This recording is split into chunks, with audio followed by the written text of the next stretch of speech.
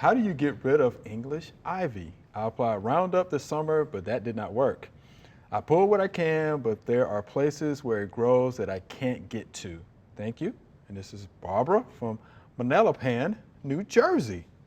So she's trying to get rid of English ivy, Joellen. You know a little something about that. She's doing a good job. With, you know, mechanical is one of the best ways. Okay. But if Roundup, of course, glyphosate is not working. Try the brush killer, which is like a tripliclear. Yeah, try a different mode of action, and it might help. But you just make sure you just spot spray it on that, because you don't want it to get it on anything else in your garden. This is what I do, Mr. D. You tell me what you think. So I would go early in the spring with glyphosate product, because the English ivy has not yet developed the waxy cuticle. Yeah. Right. Okay. Then you have to reapply again, maybe 4 to 6 weeks later, or go out there with a lawnmower, weed eater. You can mow over it, and then you get the new growth, which hasn't developed the waxy cuticle.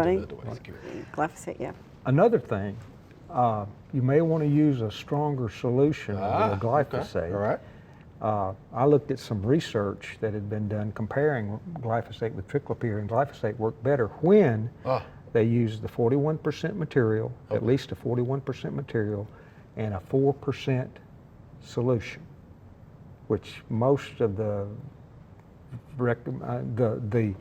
ready-to-use product that you buy probably are only 2 to 3% solutions. Got it. Yeah. So if you do that, do it when the leaves are young, multiple applications. The glyphosate tends to work, but that's only in the springtime, or in the later on, like you said, if you cut it off and have the new growth that comes out.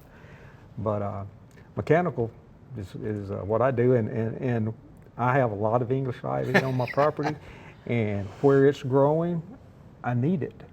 I mean, it's good in the shade, it's good in highly erodible areas, but I don't need it up the trees and things like that. And so I mechanically remove that, and it's something to see when you have a tree that's been covered with English ivy. I've seen that for years, and you go around into the tree, and they say you can't get pruning shears under it. You have to use a screwdriver to do that.